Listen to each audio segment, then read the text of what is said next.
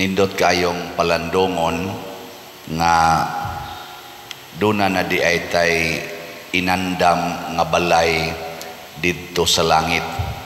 Nya ang nangandam gyud og balay para atong puy-an mao gyud ang nagpakatao nga nahimong panday nga mao si Jesus. Lingi ay mong tupad ing na gusto na kang mupuyo dito sa balay nga giandam ni Jesus. Ngano man mo manglingi uban. Hay may inyong ganahan puy-an ang balay dito sa langit o dinhi yuta.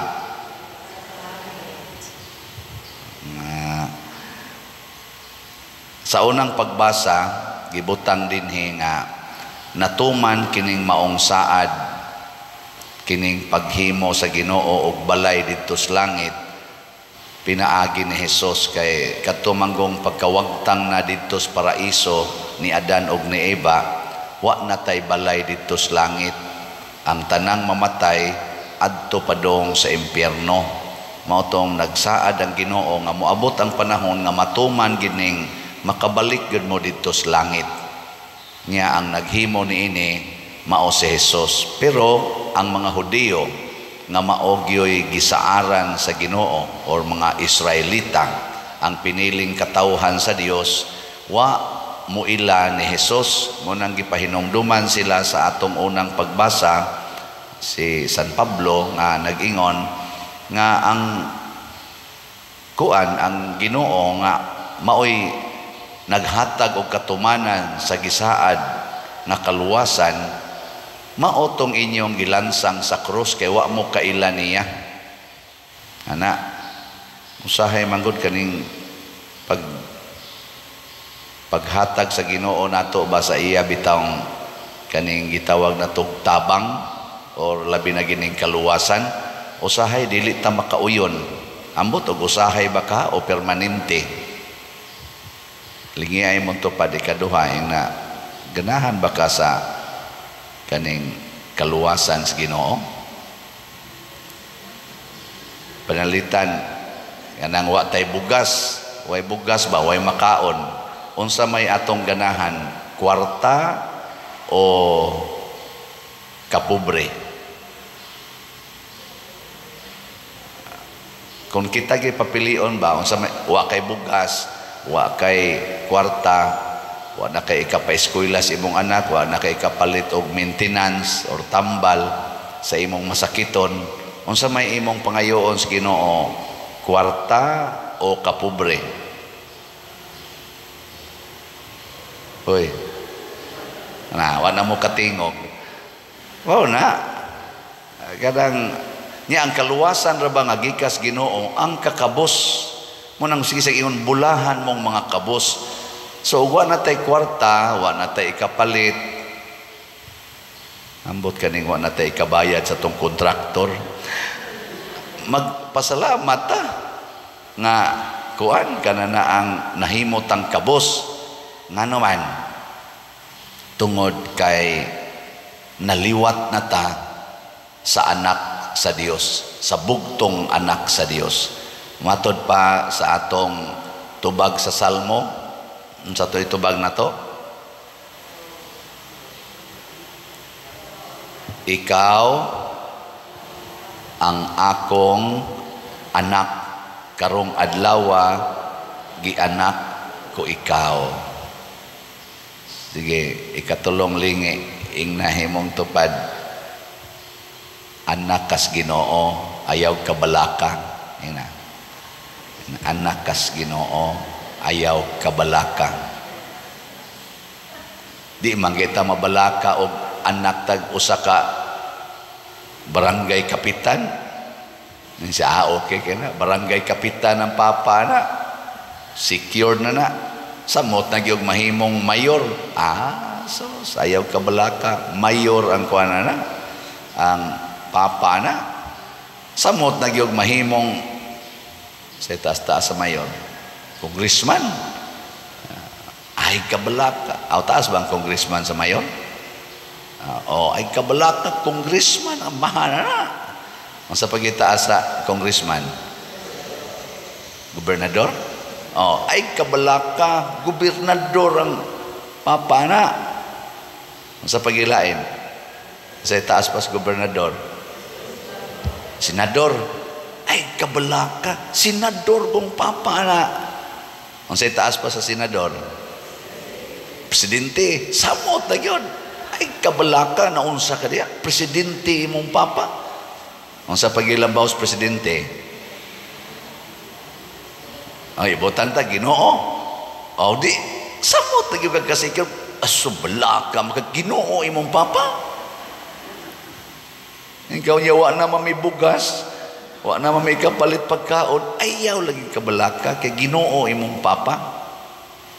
Ngana, mao na nga giandam ni Hesus nga balay or puloy-anan tuas langit. Ngano man, tua man dito magpuyo iyang papa. Wa siya magpuyo dinhi, wa siya magandam og balay. Kita mo iporting pangandam og balay dinhi sa kalibutan, kay mura magdi ta gustong puyo dito. Nya unsa may sugo ni Kristo, ingon din siya nga sunod mo nako kay ako mao ang dalan. Ingos Tomas, wa man may kadumdum og asa ng imong lugar nga adtuan, Lord. Ing siya, dali ra kay nang dumdomon, ako mao ang dalan. Sunod lang yun muna ko. Amo na sila San Vicente Ferrer, sila Pedro Colungsod, Lorenzo Ruiz, kani sila si Bishop Chupilo Camomot o uban pang mga santos, San Roque, San Isidro Labrador, nga atong nailhan. Pulos kini sila na ning kamot pagsunod ni Hesus din his kalibutan. Sige, lain na sang lingi. Ingna imong tupad. Karong adlawa mosunod ka ni Hesus. Ina karon lang adlawa. Kay karon masang adlawa gianak tas Ginoo. Ako bitaw namalandong ko ba nganong gibutang man gid dinhi, karong adlawa gianak ko ikaw. Wa man mo ingon nga kaniadto pa pagkataon ni Hesus gianak ko ikaw. Nganong gibutang majud karong adlawa? Unsa may significance aning pag-indicate nga karong adlawa? Wa mo kibaw? Uy, kasayon ra na sabton. Parehas sa gapos giingon, ang kalan-o namo sa matag adlaw, unsay sumpay na? Ihatag ka namo karong adlaw. Di ba? Pareha sila og kuan, pareha sila og wording. Ang gusto di ay sa Ginoo ba nga kada adlaw i-renew nato ang atong pagkaamgo nga kita anak sa Ginoo. Nga kada adlaw giisip tas Ginoong iyang anak, bisag unsa patak kasalbahis, bisag unsa patak pagkamakasasala, bisag pila pa kabuok atong sayop, kada adlaw gibag-o sa Ginoo ang pag-ingon, ako kang anak nga buangon. Ako kang anak nga buutan. Ako kang anak nga masinupakon. Ako kang anak nga siging duwaan ng computer. Ako kang anak nga di na hapit matog kay siging sa may laing buhaton. Siging sugal, siging TikTok, siging disco. Ako sa man, ay disco ba to? O anak, no? O, pero ako kang anak. Ako kang anak. Pasabot, libre gyud kang mobalik nga rin ako. Libre ka nga mo mobalik og mangayog pasaylo sama atong anak nga mausikon. Kay kada adlaw akong girinyo ang akong pag-angko nimo nga ako kang anak. Nabitay usahay nga kanang inyong mga anak, kana bang salbahis gyud kayo? Naagi mga ginikanan nga din amo angkon nga ila ng anak. Kinsa ninyo dinhi ang kanunay gyung moangkon sa inyong anak or moangkon lang gyapon sa inyong anak, labi nahimo na gyud siyang kriminal, suyop unya nanulis nya gipatay pag yung iyang igsuon or imong mama, iyang lula gipatay. Kinsa ninyo ang moangkon gyapon nga ako ni siyang anak? Tasa ka mo? Awa, di ba? Gapanagana ang uban. Ayaw sa doy. Daghan, eh. Kadaghan dito sa prisuhan sa una. Sa dito pa ko, maghilak in town, nga musulti na ako padri, wa na gyud ko'y matawag og pamilya. Kana bang inig pangumpisal ba? Ngano man, gisalikway naman ko pader sa akong pamilya. Wa na ko'y kapulian, og makalaya man ko, wa na ko'y kapulian. Unsa man day mong sa, nabda lagi ko aning bisyo pader. Ako mang na mulistiya ang akong duha ka anak nga babae. Mao man hinungdan nga napriso ko. Kay nalimot man ko sa akong kaugalingon. Ang akong anak nga 8 anyos o 10 anyos, ako manoong nari pader. Ang akong asawa, giingnan na gyud ko pader og sa tibuok kong pamilya nga di na gyud ko kauli. Ngutana pagod siya nako, pader, kung isalikway nako sa tanang tao, mupasaylo pa ka nako ang Ginoo. Ana, o kamo pa'y natungdan ato nga mga asawa din, imong bana, imong anak, inyong anak mismo, iyang gi-rape 8 anyos o 10 anyos. Jawan, muangkon pa mo nga sakop na sa inyong pamilya. Boy. Kamu sige ta simba din, pero galisod ay wala no. Pero ang amahan nato sa langit, kanunay gyung moangkon, ako kang anak, karong adlaw gianak ko ikaw. Way pagkausab sa kasing-kasing sa atong langit nung amahan, mao nang makasubay gitag langit. Ngano man, anytime nga mo desisyon ta nga mosubay tas daan padong sa langit, dili ta hinginlan aning atong langit nung amahan, nga amahan ni Hesus, amahan sa atong manluluwas. Mo nang ator yung buhaton, mosubay ta ni Hesus. Unsa may mga basic nga kinabuhi nga atong puy-an. Una, kana yung kinabuhi sa kakabos. Biyai ang tanan nga niya aning kalibutana, kay tuay giandam nga bahandi nga tuas langit. Dinhis kalibutan, ayaw yung kawili anang kwarta. Na ay mga balita karon nga purti kunong ilngiga aning gipanggamit sa Israel nga mga kaning fighting jets inana na say additional nila kuno nga order gikan sa Amerika ba to, dito gikan mo worth of $3 billion para lang yun ipatay ba sa kontra. Mugastog tag 3 billion, tag 10 billion dollars para lang ipatay sa iyang isig katao. Maka-imagine ta na kung ang kanang usa ka fighting jet nga mo kantidad siguro mga 1 billion ba na dollars, og ipalit lang ka nag-slot, i-convert na natog peso. That is about ang $1 billion, maabot siguro nag mga 50 billion pesos.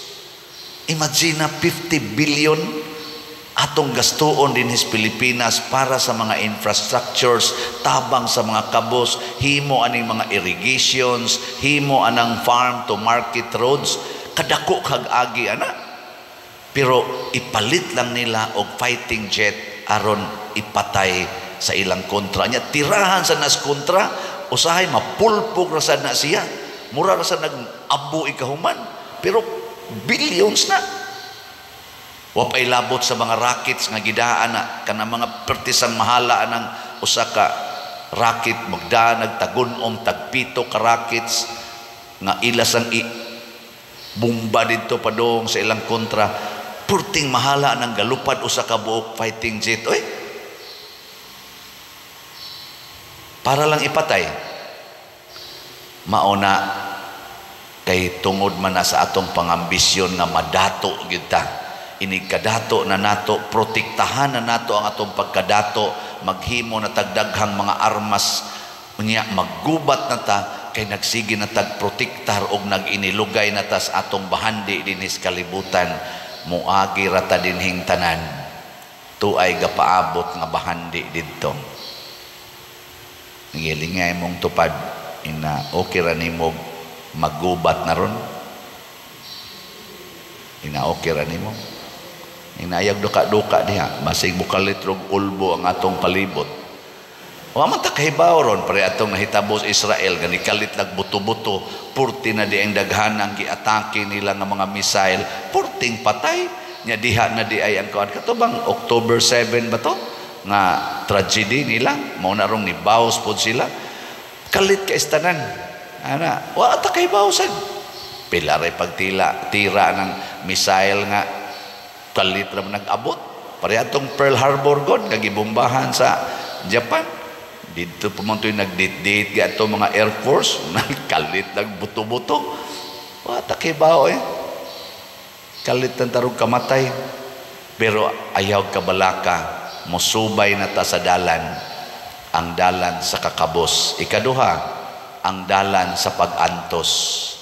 Kining pag-antos, pag inantosay ta, antuson gyud natog palit og slat, antuson natog pasaylo ang atong isig katawo, antuson nato pagpaambit sa atong bahandi ngadto sa atong isig katawo. Og ang nindot sad kaayong kinabuhi ni Hesus kanang makanunayong pag-ampo, constant daily prayer. Mo na kamong sigig simba dinhi, pwede na mong maigo sa mga racket.